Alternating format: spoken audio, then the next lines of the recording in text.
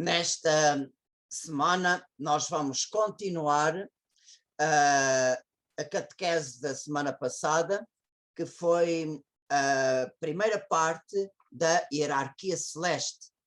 E nós vimos na catequese passada a primeira tríade dos três coros supremos, serafins, querubins e tronos, e hoje vamos dar o resto da hierarquia celeste com as características dos outros coros, segundo a tradição da Igreja, segundo os padres da Igreja e os doutores da Igreja, que realmente nos forneceram estes dados, que faz parte do nosso tesouro da fé.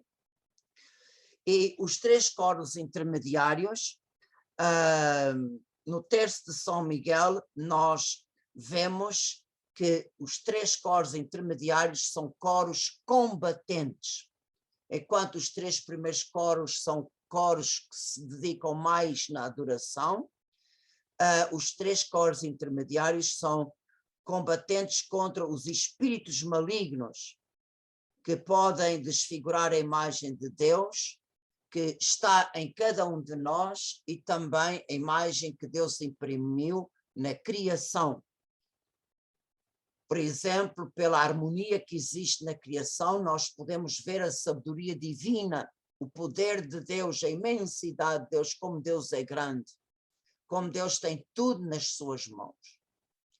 E é esta harmonia, esta ordem, esta beleza que o demónio quer destruir. Então vamos começar pelo coro das dominações.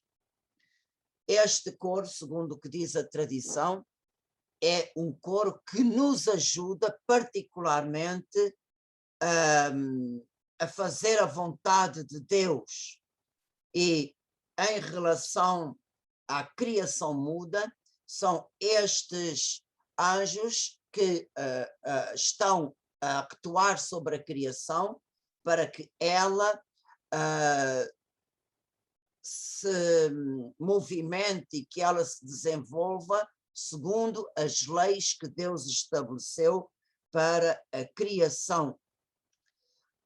Portanto, as dominações, segundo a tradição, eram considerados os generalíssimos dos exércitos dos anjos.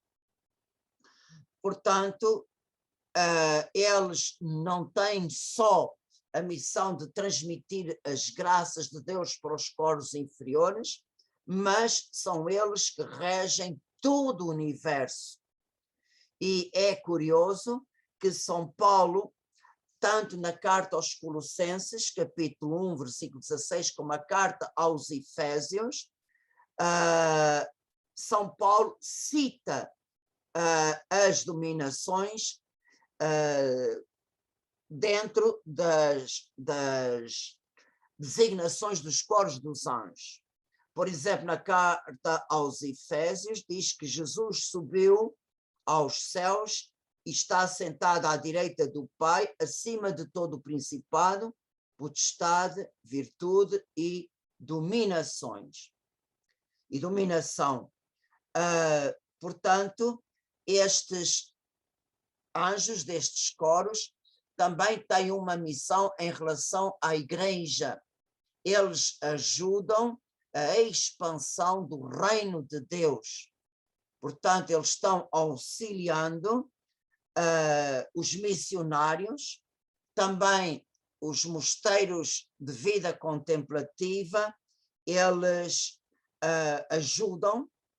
Vocês sabem que a vida contemplativa, o Papa São João Paulo II dizia que eram os oásis de graça da Igreja, através dos conventos contemplativos, pela sua vida de sacrifício e de oração, eles alimentam a Igreja.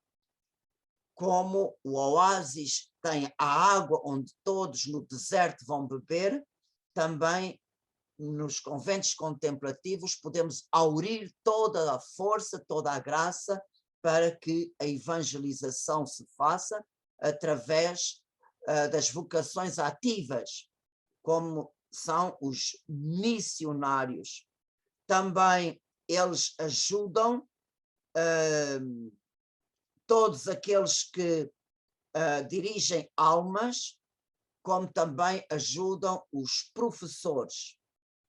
E nós devemos recomendar aos anjos do quarto coro os ateus, os hereges, quer dizer, aqueles que proclamam falsas doutrinas, e também os que não têm fé, e também os católicos que são católicos de trazer por casa. Nós temos que recorrer às dominações para que nos ajude a abanar estas almas. O quinto coro, as potestades. O quinto coro, segundo a tradição, aqui não há unidade. Há certos padres da igreja que colocam no quinto coro as virtudes, como por exemplo Dionísio Areopagita, e São Gregório coloca os principados. Mas no terço de São Miguel é colocado as potestades neste coro. Portanto, onde há diversidade, nós podemos escolher. Mas é para vocês saberem que no quinto coro há autores que dizem que é as virtudes do quinto coro, outros que é os principados, outros que é as potestades. Mas o mais importante é as potestades são anjos combatentes e pela força do seu poder de graça, eles derrubam todos os obstáculos que impedem, todos os obstáculos que o demónio levanta e que impede os desígnios de Deus se realizarem.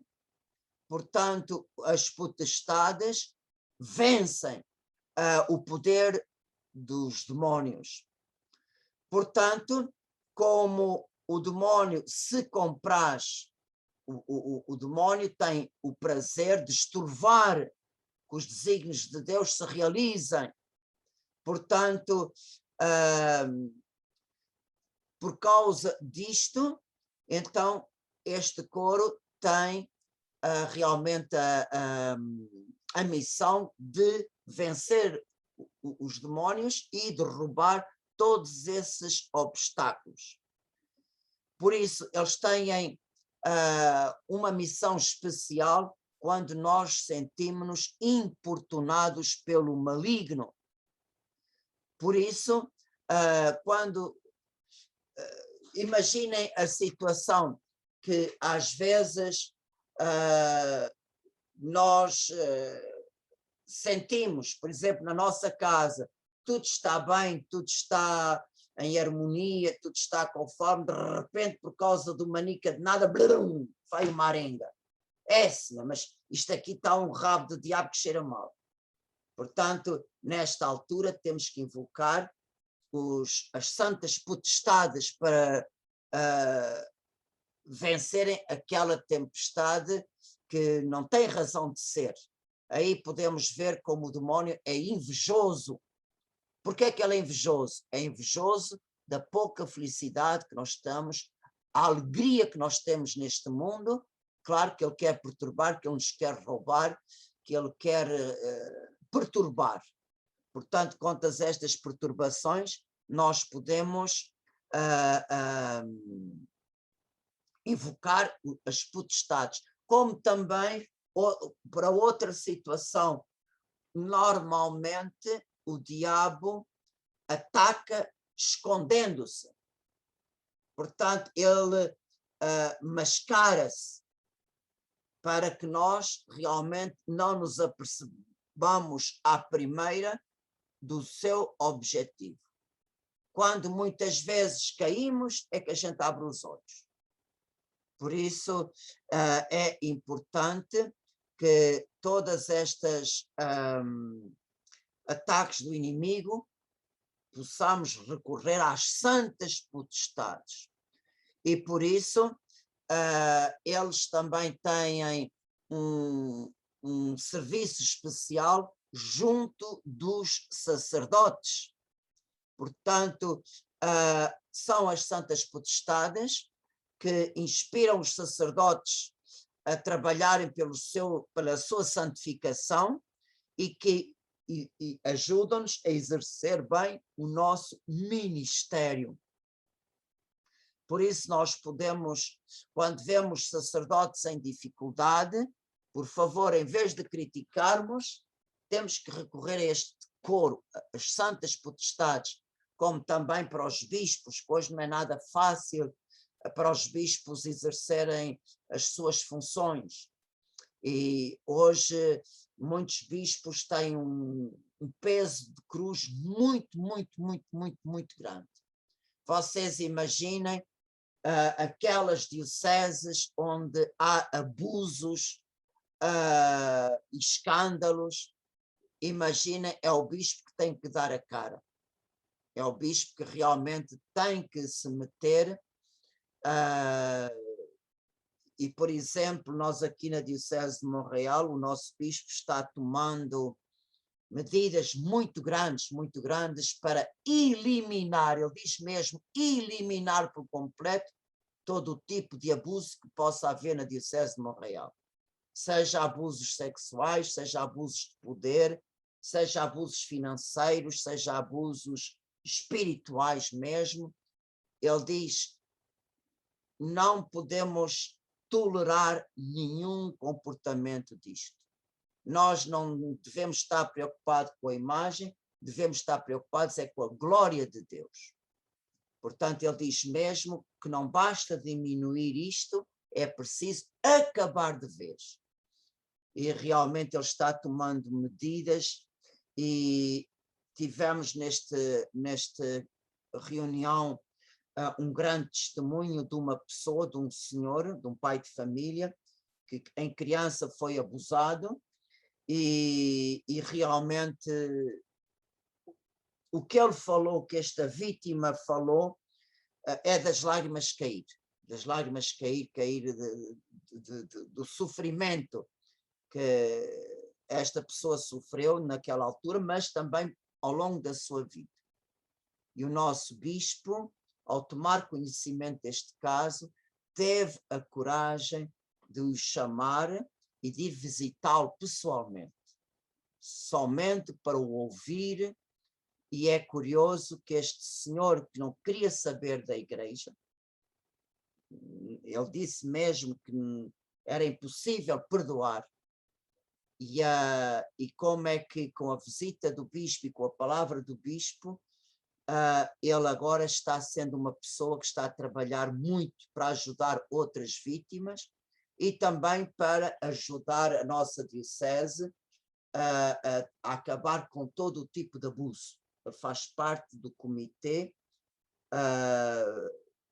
claro, não é ele sozinho, mas é interessante ele, com as lágrimas dos olhos, comovido com uma grande gratidão ao nosso bispo, de ele ter tido a coragem de dar a cara e de ouvir tudo o que ele tinha a dizer.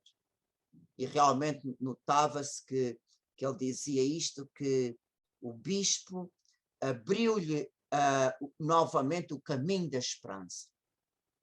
Portanto, vocês imaginem que força espiritual realmente hoje os nossos bispos precisam para enfrentar todas estas situações. Por isso, nós temos que invocar estas potestades, estes anjos deste coro para todas estas situações tão difíceis que existem hoje. O sexto coro, o coro das virtudes, também aqui a tradição não é unânime. Dionísio Areopagita coloca no quinto coro coloca as virtudes e no sexto coro coloca as potestades. Mas no terço de São Miguel é as virtudes que estão no sexto coro. O que é que faz o coro, o sexto coro das virtudes? São eles que presidem ao universo. Portanto, Deus quer que sejam as virtudes, os anjos deste sexto coro, que mantenham as leis que regem a criação e o curso dos astros, as suas rotas, as suas órbitas, as suas velocidades, a harmonia que existe entre as estrelas e os planetas, realmente tudo isto é sustentado por este coro. E este coro também devemos invocar contra a fúria dos mares e a força dos ventos. E é curioso, isto agora é uma reflexão minha, que se vocês seguem as notícias, nós estamos a ver no mundo inteiro, por causa do abuso que homens têm feito há tantos anos da natureza, a natureza está,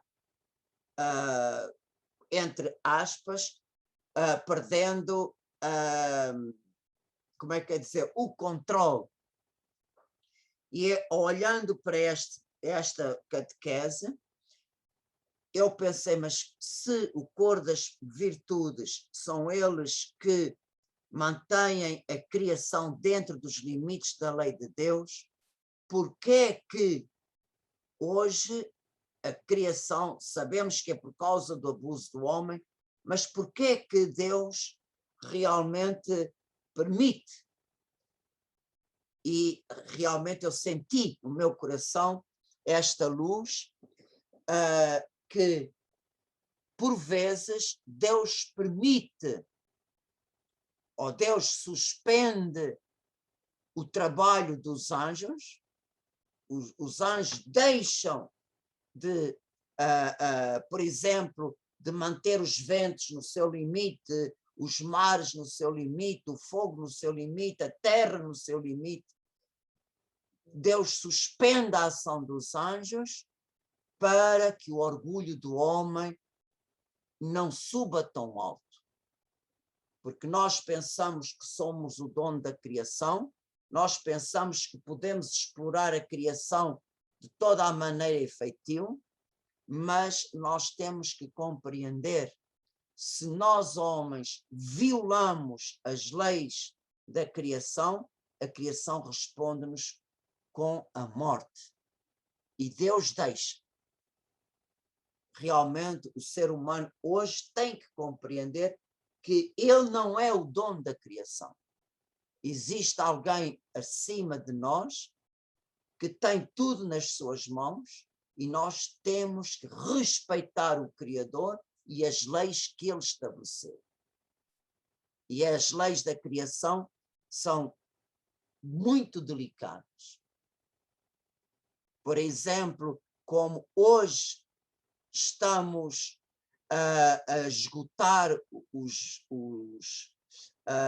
cursos de água que está debaixo da terra, que estamos tirando também o gás natural a uma velocidade vertiginosa, estamos a criar espaços vazios na crosta terrestre. E por isso é que as placas que provocam os tremores de terra estão se movimentando muito. E há mesmo buracos que se abrem em vários pontos do globo. Alguma coisa realmente está-nos a dizer o que é que tu estás a fazer com a criação que eu pus ao teu serviço, não para tu abusares dela. Por isso nós temos que recorrer muito ao coro das virtudes, por causa de todos os problemas ecológicos que está havendo hoje, por causa do abuso do homem. Portanto,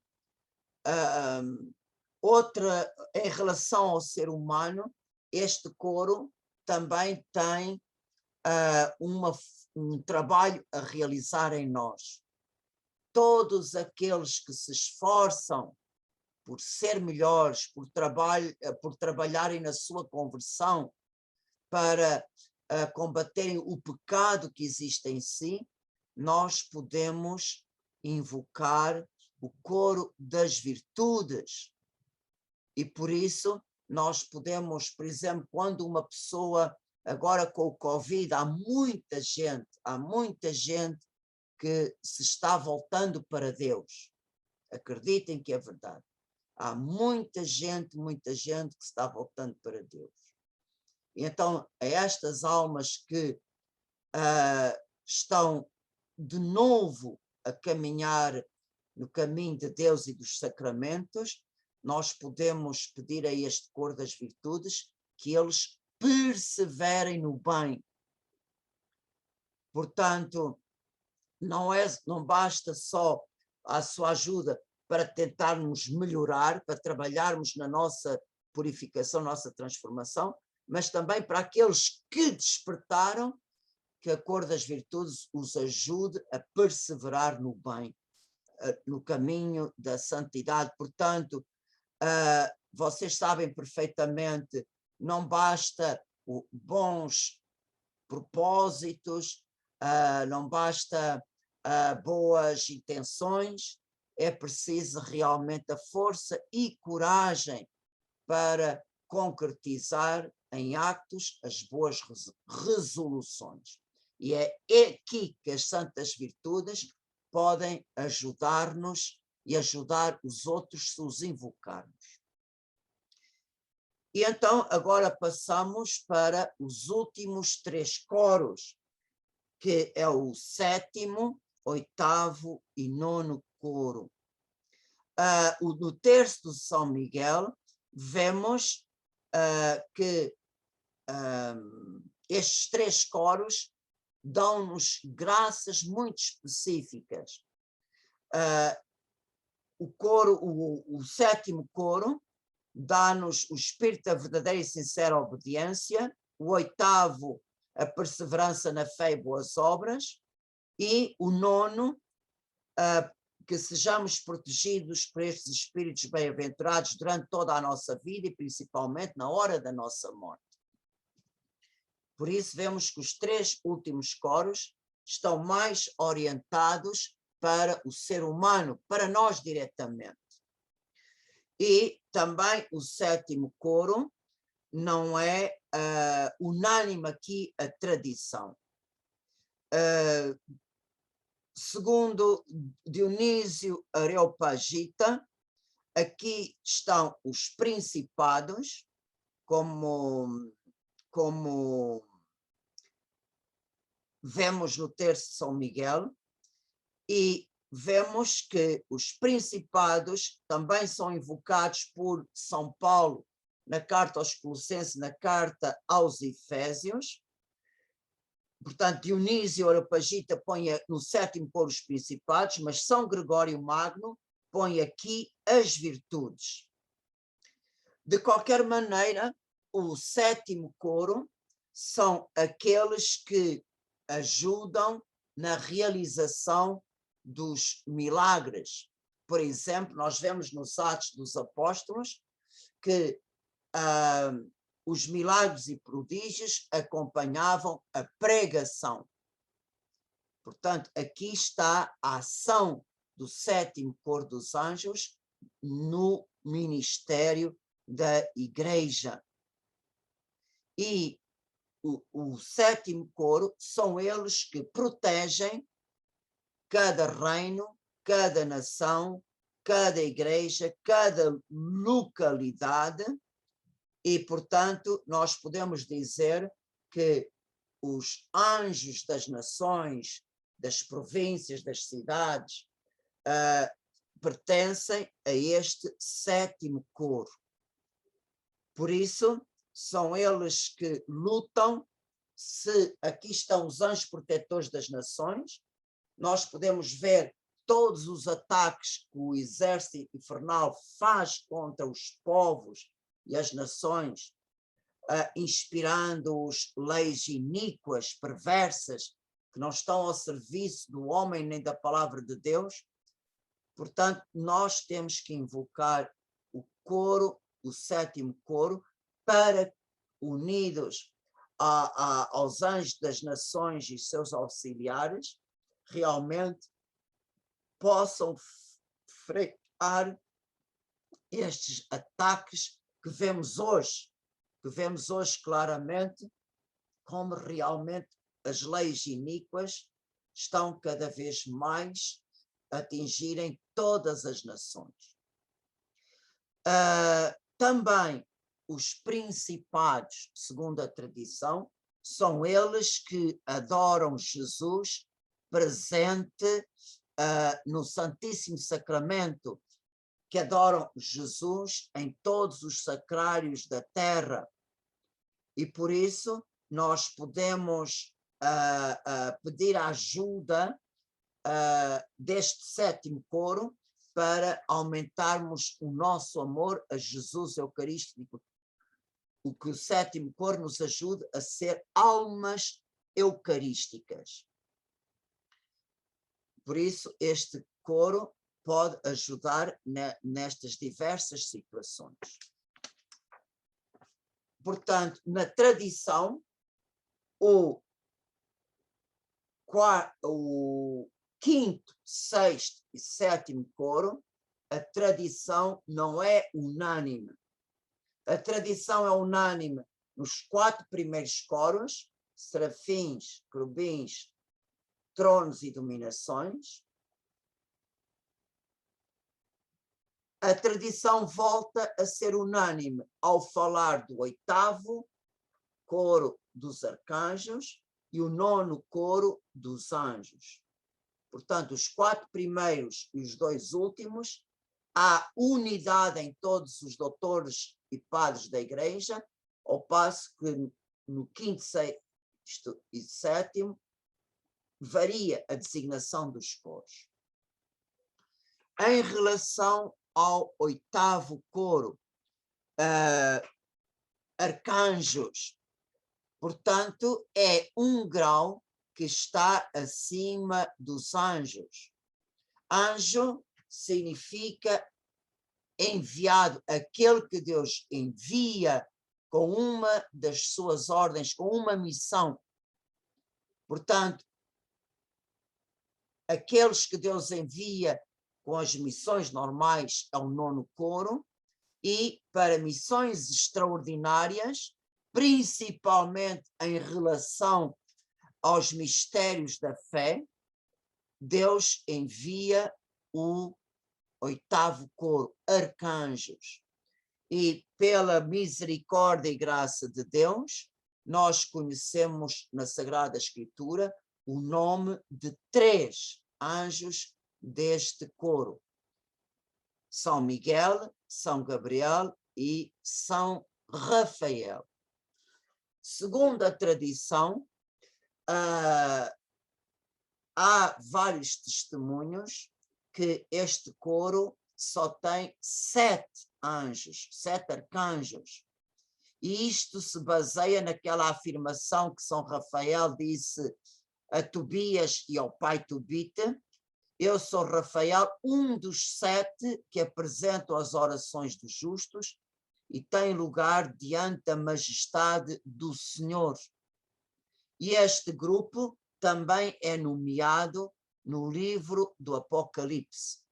E é por isso que, tanto na Igreja do Oriente como no Ocidente, a partir da Idade Média, acreditava-se que nos 7 arcanjos, e até numa igreja em Roma, há uma igreja dedicada à Virgem Santa e aos 7 príncipes dos anjos. Portanto, esta igreja é conhecida por Igreja de Santa Maria dos Anjos. Com a reforma litúrgica, antes da reforma litúrgica que seguiu-se ao Vaticano II, havia 3 festas litúrgicas, uma a São Gabriel, outra a São Rafael, outra a São Gabriel. Mas, na reforma litúrgica, juntou-se os 3 arcanjos e se celebra a festa dos Santos Arcanjos no dia 29 de setembro. E, portanto, nós devemos invocar os santos arcanjos para que nos deem coragem nas tentações e dificuldades e conforto nas provações e nos sofrimentos. Por isso, nós podemos invocar, e também São Miguel, São Gabriel, São Rafael em particular, podemos invocá-lo conforme os conselhos que a Igreja nos dá. Só um exemplo, São Rafael é o protetor dos médicos, dos enfermos, por isso, quando estamos a tomar medicamentos, quando temos consultas, cirurgias, etc., invocar São Rafael. São Gabriel foi nomeado pelo Papa Pio XII anjo das comunicações. Portanto, problemas de comunicação entre pais e filhos, entre irmãos, problemas de desavenças, e que é preciso fazer uma ponte de paz, São Gabriel. E claro, São Miguel na luta contra o demónio. Portanto, nós destes três arcanjos conhecemos bastante bem, e por isso devemos invocá-lo nas alturas certas. O coro dos anjos, o nono coro, claro, nós dizemos que é o coro mais pequeno no seu grau de conhecimento, mas é o coro que está mais próximo do ser humano.